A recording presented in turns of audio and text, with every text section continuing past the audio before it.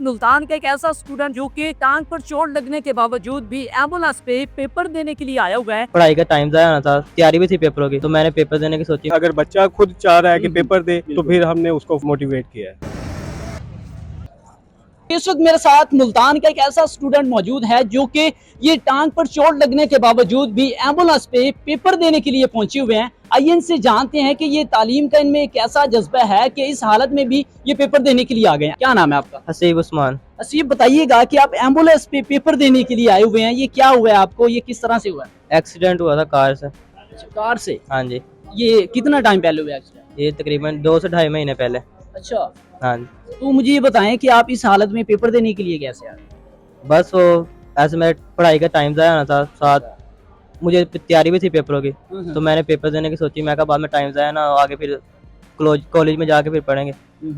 किस क्लास के पेपर हैं? 10th क्लास के। अच्छा, कितने पेपर दे चुके हैं?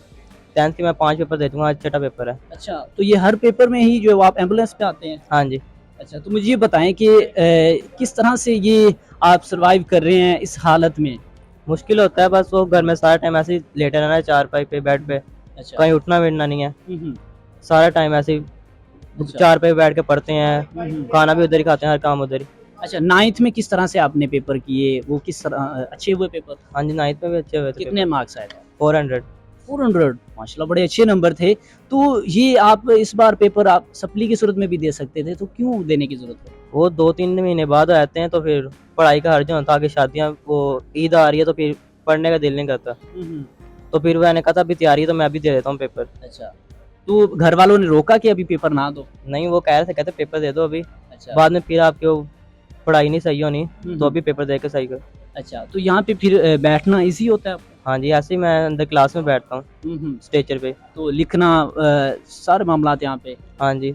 अच्छा, तो टाइम वगैरह पूरे टाइम में हो जाता है? पूरे टाइम देते हैं सर हमें। अच्छा, तो यहाँ कोऑपरेट किया जा रहा है आपके साथ? हाँ जी। अच्छा, तो बच्चे क्या कहते हैं, मुतासिर होते हैं आपसे, मोटिवेट होते हैं? हाँ जी, बच्चे भी देख के खुश होते हैं, कहते हैं इसकी टांग टूटी हुई है, पेपर देने आया हुआ है। अच्छा। हाँ जी।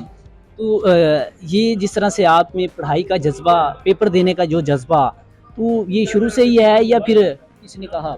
बाबा ने कहा था, कहते हैं अभी पेपर देने, तो मैंने इसलिए पेपर देने आया। तो क्या बनना चाहते हो पढ़ लिख कर? मैं इंजीनियर। अच्छा, इंजीनियर बनना चाह हाँ रहे हो? जी। तो मुझे ये बताएं कि जिस तरह से अभी आप एम्बुलेंस पे रोज़ाना आते हैं, तो एम्बुलेंस के अखराजात और ये चीज़ें? हाँ जी, हर एक एम्बुलेंस के 2500 किराया लेते हैं। अच्छा। एक दिन का। जिस तरह से अब आप बेड पे भी हो और पढ़ाई भी कर रहे हो, पहले की पढ़ाई से निस्बत अच्छी हो रही है या नॉर्मल है? अच्छी हो रही है पहले से पढ़ाई। अब सारा टाइम कुछ करना नहीं होता, तो मैं सारा टाइम बैठा पढ़ रहा होता हूँ। क्या मैसेज देना चाहेंगे स्टूडेंट्स को, जिस तरह से आप इस हालत में भी पेपर देने के लिए आए हुए हैं? बस यही कि दिल लगा के पढ़ा करो और माँ बाप का नाम रोशन करो। जी, तो हसीब के चाचू भी साथ हैं जो कि उनको रोज़ाना पेपर दिलवाने के लिए आते हैं। आइए इनसे जानते हैं कि किस तरह से उनको स्ट्रेचर पर लेकर आते हैं, एम्बुलेंस लेकर आते हैं, रोज़ाना किस तरह से एम्बुलेंस को अरेंज किया जाता है। क्या नाम है आपका? रिजवान। रिजवान से बताइएगा कि किस तरह से आप बच्चा जो कि पेपर देने के लिए आपने उन्हें फोर्स किया गया या खुद वो कहता था कि मैंने देने ही पेपर? नहीं, हमने उसको कहा था कि आप ना या तो पेपर सप्ली में दे दें या अगले साल दे दें। आप यानी कि स्ट्रेचर पे हैं तो मुश्किल होगी आपको ना पेपर देने में।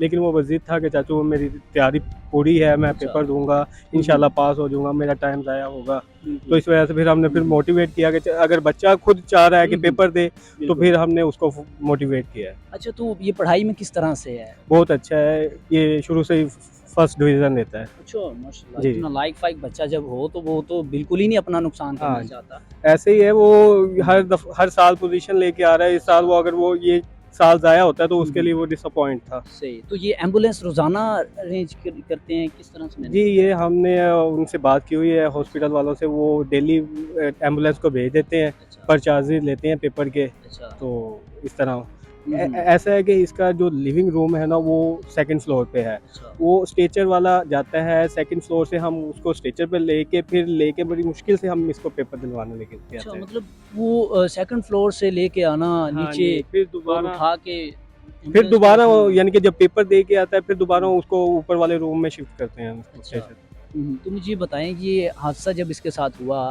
तो तब क्या इसकी सिचुएशन थी? सिचुएशन ये काफ़ी डिसअपॉइंट हुआ था कि मेरे पेपर पेपरों का टाइम है और ये मेरे साथ ये हादसा पेश आ गया। तो क्या कहना चाहेंगे जिस तरह से आप का बच्चा जो कि हमेशा फर्स्ट डिवीज़न भी लेता है और अब भी इस हालत में वो पेपर देने से नहीं रह जी। सका? इंशाल्लाह हमारी दुआएं इसके साथ है, अल्लाह ताला इनको कामयाब करें और आगे भी इसके लिए आसानियां पैदा करे।